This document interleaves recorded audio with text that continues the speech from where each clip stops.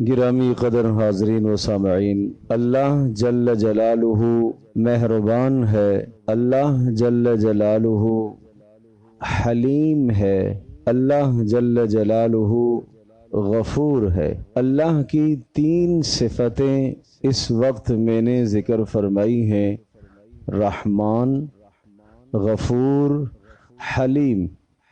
رحمان کا معنی ہے بہت بڑا مہربان، اتنا بڑا مہربان جس کی مہربانی، جس کا لطف، جس کا کرم جوش مار رہا ہو۔ جیسے ہم کوئی تیز سیلاب، دریا، سمندر کی موج دیکھتے ہیں، اس میں کیا طغیانی اور جوش ہوتا ہے، اس طرح سے لفظ رحمان کا معنی جس کی رحمت بے پناہ جوش مارنے والی ہو، بے انتہا جوش مارنے والی، جس کی بخشش اور مغفرت۔ اور پھر لفظ رحیم کہ اللہ تبارک و تعالی رحمان بھی ہے اور رحیم بھی ہے، اس کی رحمت میں جو جوش ہے اور اپنے بندوں پر اس کی رحمت کا فیضان جو ہے وہ عارضی نہیں ہے، وہ دائمی بھی ہے، ہمیشہ ہمیشہ ہے۔ اتنا بڑا مہربان۔ پھر اللہ تبارک و تعالی حلیم بھی ہے۔ حلم اللہ کی صفت ہے۔ حلم کا معنی کیا ہے؟ برداشت، تحمل، بردباری، جلد سزا نہ دینا، جلد گناہ پر مواخذہ نہ کرنا، یہ اللہ کا حلم ہے، حلیم ہے۔ تحمل، بردباری ہے اس کی، جس کی وجہ سے گناہ پر جلدی بندے کا مواخذہ نہیں کرتا۔ کیوں؟ مہلت دیتا ہے۔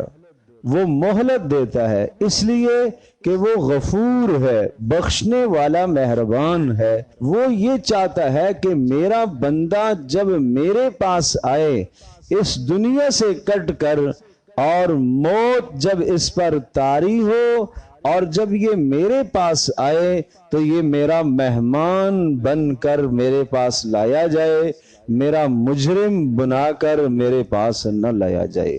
اس لیے وہ چاہتا ہے کہ بندہ اس دنیا میں اپنے گناہوں کی معافی مانگتا رہے، اور جب بندے نے گناہ کیا، اس گناہ پر اس نے فوری انتقام نہیں لیا، فوری نہیں گرفت فرمائی، فوراً نہیں پکڑا، بلکہ مہلت دی، اس لیے کہ اس کے حلم کا تقاضا ہے، اس کی مغفرت کا تقاضا ہے، اس کے غفور اور رحیم ہونے کا تقاضا ہے کہ وہ بندوں کو مہلت دے کہ بندے توبہ کر لے۔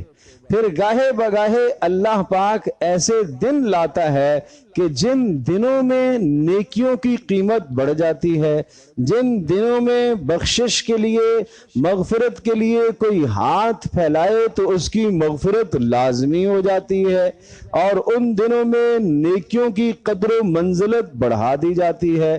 جیسے رمضان المبارک کا مہینہ آتا ہے، نیکیوں کی قدر و منزلت بہت بڑھ جاتی ہے، نوافل فرضوں کے برابر، فرض 70 فرضوں کے برابر، اسی طرح سے جناب ایک ایک حرف پر 700 نیکیاں قرآن کی تلاوت کرنے پر ملتی ہیں۔ اللہ نے وہ نیکیوں کا سیزن بنا دیا، اللہ نے بخشش اور مہربانی کا موقع فراہم کر دیا کہ میرے گناہگار بندے، میرے نافرمان بندے، جنہوں نے اپنی زندگیوں کو گناہوں سے آلود اور گندا کر لیا ہے، وہ اس مبارک مہینے میں آ جائیں اور میرے دربار میں توبہ کر لیں، تاکہ میں ان کے گناہوں کو معاف کروں۔ اور ان کو نہیں پتا کہ ان کی موت کا دن کون سا ہے، کون سے دن انہوں نے میرے پاس آنا ہے۔ جب میں چاہوں گا انہیں بلا لوں گا، جب اس بندے کو نہیں پتا تو اس بندے کو چاہیے کہ یہ ہر وقت اپنی توبہ پکی رکھے اور اپنے رب سے اپنے گناہوں کی معافی مانگتا رہے۔ اس کے لیے رمضان المبارک کے مہینے سے پہلے اللہ پاک نے ایک رات عطا فرمائی ہے، شعبان کی 15ویں رات۔ اس کو ہم کہتے ہیں شب برات۔ شب برات، شب رات کو کہا جاتا ہے، برات کا معنی دوزخ سے آزادی کی رات۔ اس رات میں دوزخ سے لوگوں کو آزاد کیا جاتا ہے، جہنم سے لوگوں کو آزاد کیا جاتا ہے، ان کے گناہوں کی مغفرت کر دی جاتی ہے۔ کیوں؟ رمضان سے پہلے اللہ نے اس رات کو، رمضان سے 15 دن پہلے، 2 ہفتے پہلے اس رات کو اللہ نے اس لیے لایا ہے تاکہ میرے بندے اس رات میں عبادت کر کے، اپنے گناہوں کی معافی مانگ کر کے، توبہ کر کے، اور اس کے بعد جو 15 ایام ہیں وہ صحیح طرح سے گزار کے، پھر رحمان اور رحیم اور اللہ کی جو صفتیں ہیں رحمان، اور اللہ کی جو صفت ہے رحیم، ان صفتوں کا اظہار رمضان میں ہوگا اور رمضان المبارک میں، تاکہ یہ میرے بندے یہ میری رحمت کو سمیٹ سکیں۔ اس لیے اللہ نے پہلے ایک رات عطا فرمائی، یہ اپنے آپ کو گناہوں سے صاف کر سکیں، یہ گندگیاں اپنے اوپر سے دھو سکیں، غلاظتوں کو دھو سکیں، نافرمانیوں سے توبہ کر سکیں۔ اور جب یہ نافرمانیوں سے توبہ کر کے چند دن اپنی ٹھیک زندگی گزاریں گے تو رمضان کی پہلی تاریخ سے ان کے لیے جنت کے دروازے کھول دیے جائیں گے، ان کے لیے جہنم کے دروازے بند کر دیے جائیں گے، ان کے لیے فرشتے اتار دیے جائیں گے جو ان کی دعاؤں پر آمین کہیں گے، ان کو فرشتے آ کے مصافحہ کریں گے، ان کے اعمال کو فرشتے درج کریں گے، سحر اور افطار میں ان کی دعاؤں پر فرشتے آمین کہنے کے لیے آسمان سے اتارے جائیں گے۔ یہ عزت اللہ نے اس امت کو عطا فرمائی، یہ اعزاز اس امتی کو ہے، یہ اعزاز پیارے پیغمبر صلی اللہ تعالی علیہ وسلم کی برکت سے اس امت کو یہ اعزاز ملا ہے، یہ عزت ملی ہے۔ حضرت عائشہ رضی اللہ تعالی عنہا ارشاد فرماتی ہیں، رمضان شعبان کی 15ویں شب کو ایک مرتبہ میں نے پیارے پیغمبر صلی اللہ تعالی علیہ وسلم کو رات کو بستر سے غائب پایا۔ میں تلاش میں نکلی کہ حضرت صلی اللہ تعالی علیہ وسلم کہاں چلے گئے۔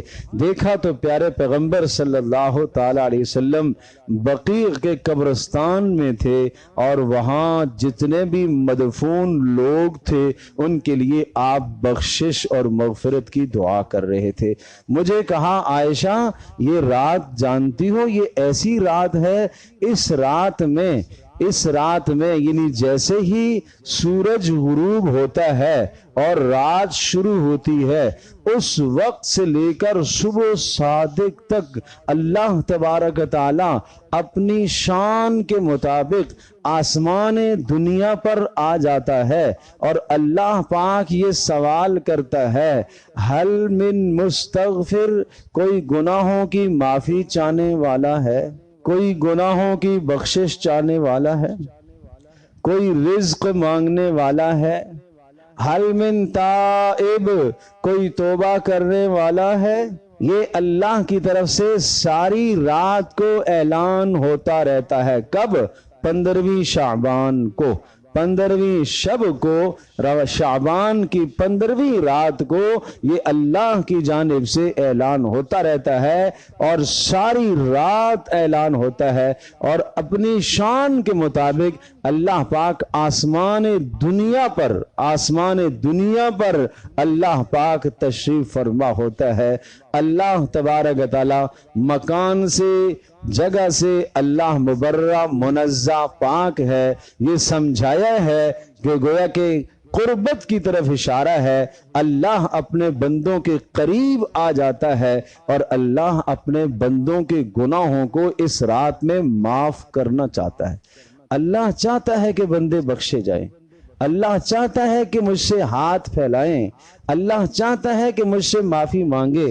وہ سوال بھی کر رہا ہے، سوچو تو صحیح، ایک آدمی چوک میں چراہے میں کھڑے ہو کر اسپیکر لے کر یہ اعلان کرے، بستی کے اندر، محلے میں، بازار میں، شہر میں، ارے کسی کو فلاں چیز کی ضرورت ہے آ جاؤ، کسی کو ضرورت ہے، کتنا چاہیے آ جاؤ، وہ خزانے کھول کے بیٹھا ہوا ہے، کتنا چاہیے آ جاؤ، پھر بھی کوئی آدمی وہاں نہ جائے اور اپنے گھر کا دروازہ بند کر لے اور اپنے آپ کو مستغنی سمجھے تو کتنا بد نصیب آدمی ہے۔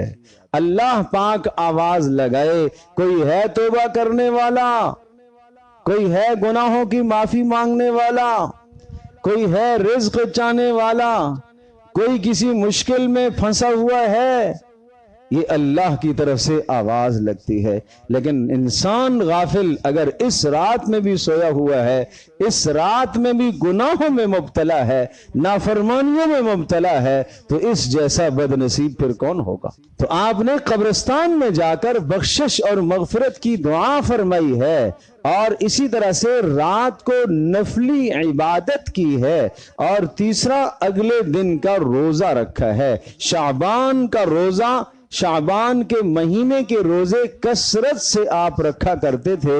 یہ رمضان المبارک کے مہینے کی تیاری ہے۔ یہ کیا ہے؟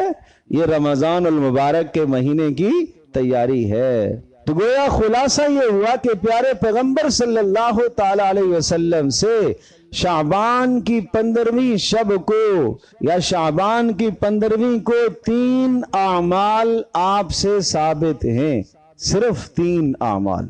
اللہ کے نبی صلی اللہ تعالی علیہ وسلم اپنی امت پر شفیق تھے۔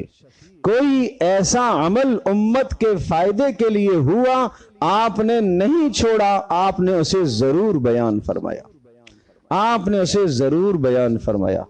تو کیا 3 اعمال ہیں؟ نمبر 1، قبرستان جانا۔ بہت اچھی طرح سے سمجھیں، بہت اچھی طرح سے سمجھے۔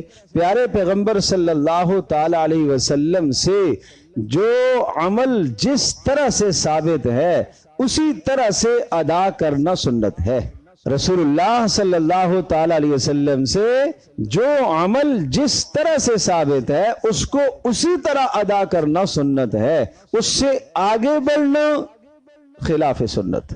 تو اب کیا مطلب ہوا؟ مطلب یہ ہوا کہ آپ اپنی پوری زندگی میں ایک مرتبہ اس رات کو قبرستان تشریف لے گئے، تو پھر مطلب یہ ہوا کہ اس رات کو قبرستان جانے کو لازم سمجھنا رسول اللہ صلی اللہ تعالی علیہ وسلم کی سنت کے خلاف ہوا۔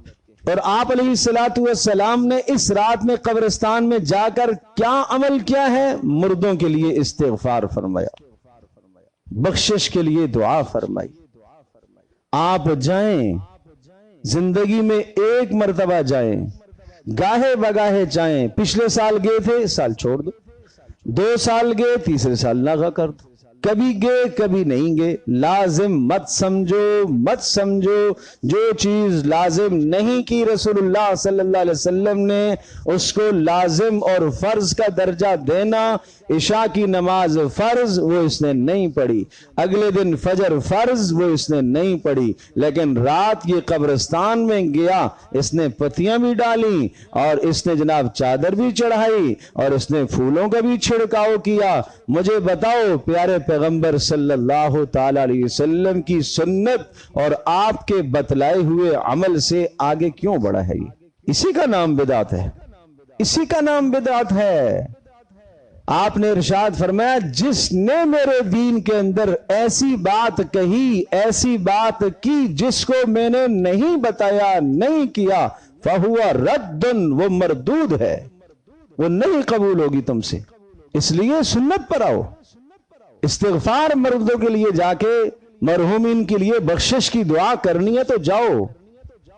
مردوں کو جانے کا حکم ہے، خواتین کو نہیں۔ اس قدر مجمع لے کر جانا کہ بچے اور بوڑھے اور بچے اور عورتیں، اور وہاں اختلاط، اور وہاں پھر جناب پھول، اور جناب وہاں پتیاں، اور پھر وہاں چادریں، اور پھر وہاں چھڑکاؤ پانی، یہ سب چیزیں رسول اللہ صلی اللہ علیہ وسلم نے نہیں کی بھائی۔ جتنا مجھے اور آپ کو اپنے عزیزوں سے پیار ہے، پیارے پیغمبر صلی اللہ تعالی علیہ وسلم کو اس سے کہیں زیادہ اپنے مرحومین سے پیار تھا، اس سے کہیں زیادہ ان کو اپنے مرحومین سے محبت تھی۔ آپ کے رفقا جو آپ سے پہلے دنیا سے چلے گئے، آپ کے اعزا اقربا جو رشتہ دار دنیا سے رخصت ہو گئے، کیا آپ کو ان سے محبت نہیں تھی؟ لیکن آج خرافات میں امت کھو گئی ہے، آج بدعات میں ہم چلے گئے، رسومات میں ہم چلے گئے، اور ان رسومات اور خرافات اور بدعات کو ہم نے دین کا حصہ سمجھ لیا۔ پیارے پیغمبر صلی اللہ علیہ وسلم کا اعلان سن لو، وہ عمل جو آپ علیہ السلام نے نہیں کیا، آپ کہیں گے ارے نہیں کیا تو ہم نے کر لیا تو ثواب ہی تو ہے۔ ارے نہیں ہے ثواب، جمعے کی 2 رکعتیں پڑھتے ہو، باجماعت ادا کرتے ہو، 4 پڑھ لیں، کیا حرج ہے؟ سارے آپ کہیں گے نماز نہیں ہوئی۔ ہر روز ظہر کی نماز میں ہم آہستہ قرات کرتے ہیں، جمعے کو ہم زور سے قرات کرتے ہیں۔ آج اگر ہم نے آہستہ قرات کر دی، آپ کہیں گے نماز نہیں ہوئی، خلاف سنت ہے نا، اس لیے اللہ کے نبی نے ایسے نہیں بتایا۔ تو دین کے اندر اپنی طرف سے چیزوں کو مت بڑھاؤ، یہ سنت کے خلاف ہے۔ رسول اللہ صلی اللہ تعالی علیہ وسلم نے فرمایا ہے کہ قیامت میں حوض کوثر پر میں ہوں گا، اور کچھ لوگ ایسے آئیں گے کہ جو میرے پاس لائے جا رہے ہوں گے، دور سے میرے پاس آ رہے ہوں گے، اور میں کہوں گا آنے دو، ان کے چہرے چمک رہے ہوں گے۔ کیوں؟ اس لیے کہ انہوں نے وضو کیے، اعضائے وضو ان کے چمک رہے ہوں گے۔ میں کہوں گا یہ میرے امتی ہیں، لاؤ ان کو میں پانی پلاؤں، پانی پلاؤں۔ فرشتے کہیں گے نہیں نہیں، اللہ کے نبی آپ کو نہیں معلوم، آپ کے جانے کے بعد انہوں نے آپ کے دین کا حلیہ بگاڑ دیا تھا، انہوں نے بیچ میں رسومات اور بدعات ڈال دی تھی۔ تو میں کہوں گا سحقن لہم، سحقن لہم، تباہی ہے ان کے لیے، بربادی ہے ان کے لیے، لے جاؤ ان کو جہنم میں، مجھے ایسوں کی کوئی ضرورت نہیں۔ تو اس لیے ایک عمل ہے رات کو قبرستان جانا، لیکن میں عرض کر رہا ہوں ساری زندگی میں آپ ایک مرتبہ گئے تو اس کو التزام نہ سمجھے، اور وہاں جا کے صرف استغفار کرنا ہے، باقی دیگر خرافات سے اپنے آپ کو بچائیں۔ میں بتا چکا ہوں تفصیل سے، ان چیزوں سے اپنے آپ کو بچائیں، بجائے ثواب کے گناہ کما کر لائیں گے۔ اگر وہ خرافات اختیار کی ہیں تو پھر بجائے ثواب کے گناہ لے کر آئیں گے۔ نمبر 2، رات کو عبادت ہے، انفرادی عبادت ہے، اجتماعی عبادت نہیں ہے۔ زیادہ سے زیادہ کسی نے بات کر لی، بیان کر لیا، ترغیب دے دی، چند لوگ جمع ہو گئے، بات کر لی، اس کے بعد نوافل ادا کرو الگ الگ ہو کر، انفرادی طور پر۔ دیکھو نا جملے تو سنو، اللہ کیا کہہ رہا؟ حل من تائب، کوئی ایک آدمی توبہ کرنے والا ہے؟ الگ الگ اللہ ہر ایک سے الگ الگ ملنا چاہ رہا اس رات کو۔ حل من مستغفر، کوئی اپنے گناہوں کا استغفار کرنے والا ہے؟ یہ نہیں فرمایا کوئی گناہوں کا استغفار اور معافی مانگنے والے ہیں، یہ نہیں کہا کوئی گناہوں کی معافی مانگنے والا ہے۔ پتہ یہ چلا کہ اللہ انفرادی پکار رہا ہے ہر ایک کو۔ تو تنہائی میں ہو کر، علیحدہ ہو کر، اگر گھر میں نہیں جی لگتا مسجد میں کنارے میں آ کر بیٹھ کر عبادت کرو، مانا یہ بھی ٹھیک ہے، لیکن انفرادی، اجتماعی عبادت نہیں ہونی چاہیے۔ اور تیسرا عمل، اگلے دن کا روزہ ہو سکے تو روزہ رکھ لو۔ تو یہ 3 اعمال ہیں اس مبارک شب کے، اور پھر فرمایا کہ اس رات میں اللہ جل جلالہ سب لوگوں کی بخشش کر دیتا ہے۔ ایک حدیث میں آتا ہے قبیلہ بنو کلب کی بکریوں، قبیلہ بنو کلب، مدینہ میں وہ قبیلہ تھا جس کی سب سے زیادہ بکریاں تھیں، اور ان بکریوں کے جسموں پر جتنے بال ہیں اتنے لوگوں کو اللہ جہنم سے اس رات کو آزاد کرتا ہے۔ سوچو تو صحیح، ایک بکری کے جسم پر کوئی بال گن سکتا ہے؟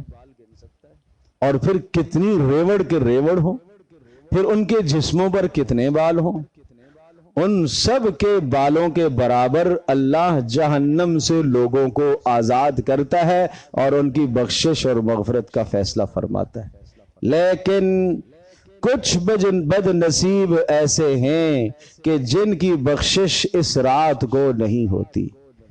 آگے آنے والی مقدس رات، لیلۃ القدر کی رات، ان مقدس راتوں میں کچھ لوگوں کی بخشش نہیں ہوتی۔ نمبر 1، المشرک، شرک کرنے والا جب تک شرک سے توبہ نہیں کرے گا اس کی بخشش نہیں ہوتی۔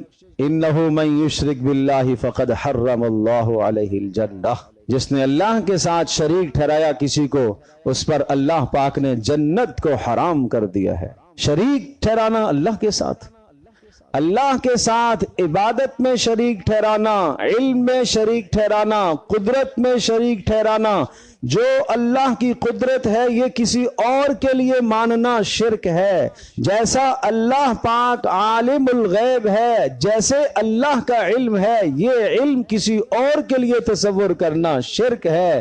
جیسے اللہ کی تعظیم کی جاتی ہے، سجدہ کیا جاتا ہے، جھکا جاتا ہے اللہ کے سامنے، یہ جھکاؤ، یہ تعظیم اللہ کے سوا کسی اور کے سامنے کرنا شرک ہے۔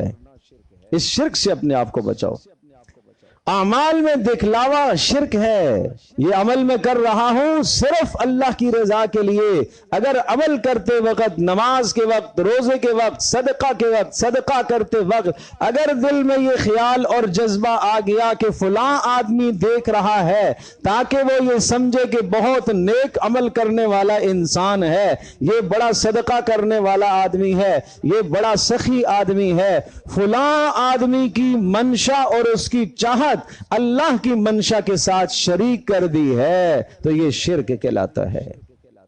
صدقہ اللہ کی رضا کے لیے دینا تھا، نماز اللہ کی رضا کے لیے پڑھنی تھی، غریب کے ساتھ مدد اللہ کی رضا کے لیے کرنی تھی۔ اب مدد میں ساتھ یہ بات بھی آ گئی، اللہ کی رضا بھی ہے، اللہ خوش ہو جائے، لیکن تھوڑا سا میرا بھی نام ہو جائے تاکہ پتہ چلے یہ آدمی سخی ہے، تو اللہ کی رضا کے ساتھ دوسرے کی رضا کو شریک کر دیا، اس کا نام شرک ہے۔ یہ عمل میں شرک ہے، یہ عمل اللہ کے یہاں قبول نہیں۔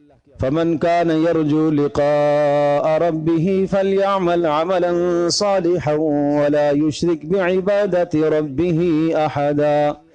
جو آدمی یہ چاہتا ہے، جس کا یہ ایمان ہے، جس کا یہ یقین ہے کہ اسے اللہ سے ملنا ہے، اسے اللہ کے پاس پیش ہونا ہے، وہ عمل خالص لے کے آئے۔ فمن كان يرجو لقاء ربه فليعمل عملا صالحا، خالص عمل لے کر آئے۔ ولا يشرك بعبادة ربه احدا، اس اللہ کے ساتھ اس کی عبادت میں کسی کو شریک نہ ٹھہرائے۔ تو مشرک کی بخشش نہیں ہوگی جب تک وہ شرک سے توبہ نہیں کرے گا۔ نمبر 2، عاق الوالدین، ماں باپ کا نافرمان، ماں باپ کا نافرمان نہیں بخشا جائے گا اس رات کو جب تک ماں باپ سے اپنی غلطی کی معافی ماں باپ سے نہیں مانگے گا، نہیں بخشا جائے گا۔ عاق الوالدین، عاق الوالدین، ساری رات عبادت کرتا رہے، اگر ماں باپ اس سے راضی نہیں ہیں نہیں بخشا جائے گا۔ اس لیے میرے عزیز، میرے دوست، میرے جوان، دیکھ لے، اگر ماں باپ ناراض ہیں تو ماں باپ کو راضی کر لو بھائی۔ یہ وہ معاذ ہے، یہ وہ جگہ ہے جہاں شکست کھانا جیتنا ہے، جہاں نیچے ہونا ہی جیت ہے۔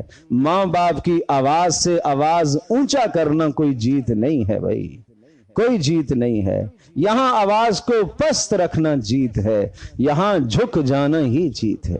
نہ بحث مباحثہ کرو ماں باپ کے ساتھ، زیادتی بھی کر لے درگزر کر لو، ظلم بھی کر لے درگزر کر لو، معاف کر دو۔ وَإِن ظَلَمَا، اے اللہ کے رسول، ماں باپ نے ظلم کیا تو پھر کہا وَإِن ظَلَمَا، ظلم کرے جب بھی تو نے نیکی کرنی ہے ان کے ساتھ، پھر کہا وَإِن ظَلَمَا، اللہ کے رسول اگر ماں باپ ظلم کریں، پھر فرمایا وَإِن ظَلَمَا، اگرچہ وہ ظلم کریں تیرے لیے ظلم کرنا ان کے ساتھ جائز نہیں۔ اس لیے ماں باپ کے حقوق ادا کرو۔ وَاخْفِضْ لَهُمَا جَنَاحَ الذُّلِّ مِنَ الرَّحْمَةِ وَقُلْ رَبِّ ارْحَمْهُمَا كَمَا رَبَّيَانِي صَغِيرًا، اپنے آپ کو ان کے سامنے جھکا لو، نیچے کر لو، اور اللہ سے یہ مانگتے رہو، اے اللہ انہوں نے میری بچپن میں تربیت کی ہے، مجھے پالا پوسا یہاں تک پہنچایا، اے اللہ تو ان کی بخشش فرما۔ اور ساری زندگی آپ نے خدمت کی ہے ماں باپ کی، اگر ماں باپ کے مرنے کے بعد ان کے لیے دعا نہیں کی تب بھی آپ نے ماں باپ کا حق نہیں ادا کیا، مرنے کے بعد بھی ان کے لیے دعاؤں کو جاری رکھنا ہے۔ یہ رشتہ ناتا ایسا ہے یہ رشتہ ناتا ختم ہونے والا نہیں ہے، ماں باپ چلے گئے تو اب آپ کے رشتے ختم ہو گئے، نہیں بھائی نہیں۔ تو اس لیے عاق الوالدین، ماں باپ کے نافرمان کی بخشش بھی نہیں ہوتی۔ ہاں اگر ماں باپ دنیا سے ناراض چلے گئے، اسلام میں پھر بھی حل موجود ہے، اسلام میں پھر بھی حل موجود ہے۔ جاؤ ماں باپ کے قرابت داروں کے ساتھ اچھا سلوک کرو، جاؤ چچا کی خدمت میں، تایا کی خدمت میں، جاؤ پھوپھیوں کی خدمت میں، اپنی خالاؤں کی خدمت میں، ماموں کی خدمت میں جاؤ، ان کی جا کے خدمت کرو، امید ہے تلافی ہو جائے گی۔ اور ماں باپ کے لیے بخشش کی دعا کرو اگر وہ ناراض چلے گئے، جتنا آپ کی جانب سے ان کو دکھ ملا، جتنا آپ نے ستایا، اتنی ان کے لیے بخشش کی دعا کرو تو یہ بدلہ ہو جائے گا، پھر بدلہ ہو جائے گا۔ آپ نے 7 سال ان کو ستایا، دل دکھایا، ان کے دن دکھائے، دن رات ان کا دل دکھایا، تو پھر 7 سال آپ بھی ان کے لیے دن رات لگ کر بخشش مانگو اللہ سے، پھر کام بن جائے گا۔ عاق الوالدین، ماں باپ کے نافرمان کی بخشش بھی اس رات کو نہیں ہوتی۔ مدمن خمرن، شراب کا عادی، اس کی بخشش بھی اس رات کو نہیں ہوتی۔ نشے کا عادی، اس کی بخشش بھی اس رات کو نہیں ہوتی جب تک اس نشے سے وہ توبہ نہیں کرے گا۔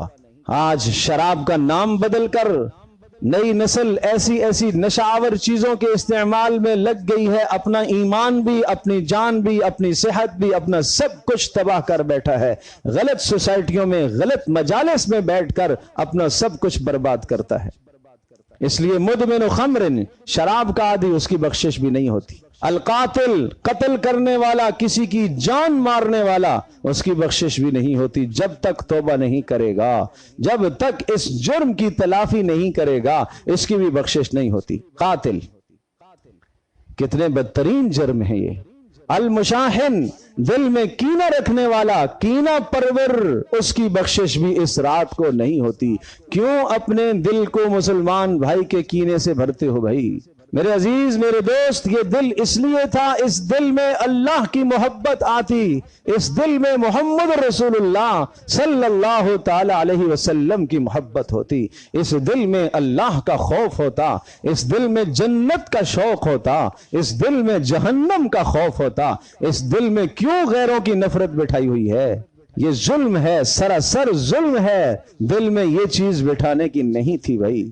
اللہ کے نبی صلی اللہ تعالی علیہ وسلم فرما رہے، میں یہ چاہ رہا ہوں کہ میں اس دنیا سے رخصت ہو جاؤں، میں سلیم الصدر رخصت ہو جاؤں، میرے دل میں کسی کی کوئی برائی میرے دل میں نہ ہو، میں اس طرح سے دنیا سے جانا چاہتا ہوں۔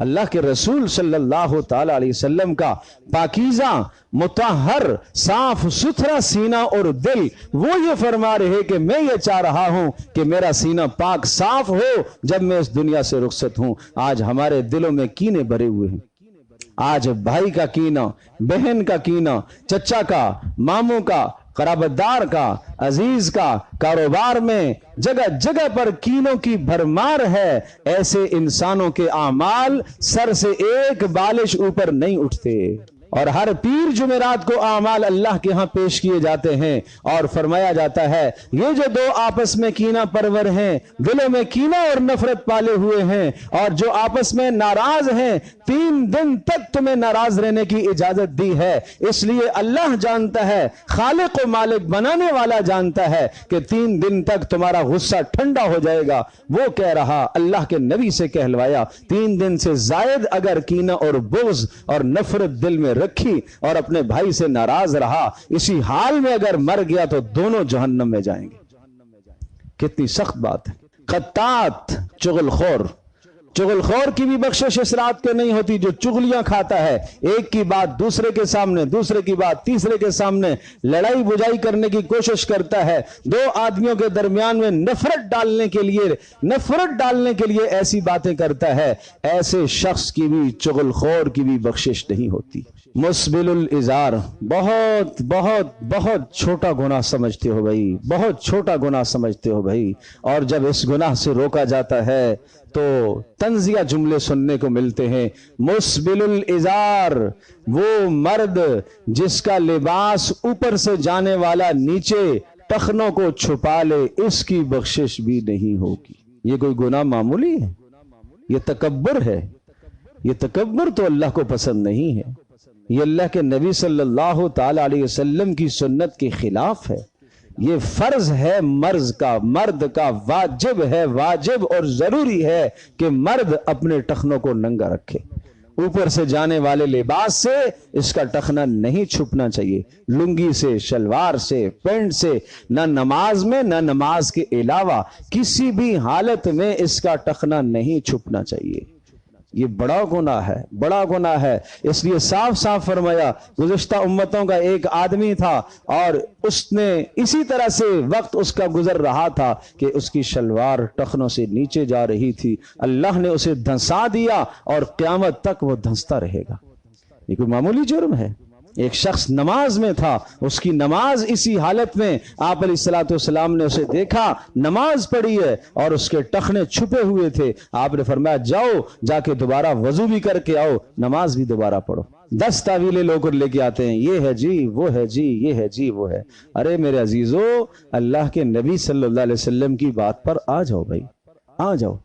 تو یہ 7 قسم کے لوگ ایسے ہیں جن کی بخشش اس مقدس رات میں نہیں ہوتی، باقی سب کی بخشش اور مغفرت ہو جائے گی۔ تو اگر ان 7 گناہوں میں سے کوئی گناہ ہماری زندگی میں ہے تو میں اور آپ اگر ہم چاہتے ہیں کہ ہماری بخشش کا فیصلہ ہو جائے اور ہم محروم اور بد نصیب بن کر نہ رہیں، تو پھر آئیے دل میں بھائی توبہ کر لو، دل میں توبہ کر لو کہ یا اللہ میری توبہ۔ اللہ اتنا مہربان ہے، اللہ اتنا کریم ہے، وہ یہ نہیں چاہتا کہ آپ اپنا گناہ سب کے سامنے ظاہر کر کے اور اعلان سب کے سامنے کہو کہ میں توبہ، آپ دل میں کہہ دیں گے اے اللہ میری سچی توبہ، اللہ اس توبہ کو بھی قبول کر لے گا، اللہ اس توبہ کو بھی قبول کر لے گا، ایسا مہربان مالک ہے۔ تو سب توبہ کرتے ہیں بھائی، عزم کریں انشاءاللہ ان گناہوں سے ہم اپنے آپ کو بھی بچائیں گے اور اپنے گرد و نواح اپنے سارے ماحول کو انشاءاللہ ان 7 قسم کے جرائم سے ہم اپنے آپ کو بچائیں گے۔ اور 15 شعبان کی جو رات ہے، جو 3 اعمال بتلائے، وہ 3 اعمال ہم اسی طرح سے ادا کریں گے جس طرح سے رسول اللہ صلی اللہ علیہ وسلم سے ثابت ہیں۔ ہم اس سے آگے ایک ذرا نہیں بڑھیں گے، ہم سنت کے خلاف نہیں کریں گے، ہم بدعات کا ارتکاب انشاءاللہ نہیں کریں گے، ہم محمد رسول اللہ صلی اللہ علیہ وسلم کے طریقے پر چلنے کی کوشش کریں گے تاکہ اللہ پاک ہمارے گناہوں کی بخشش فرمائے۔ اللہ مجھے بھی، آپ کو، ہم سب کو عمل کی توفیق عطا فرمائے۔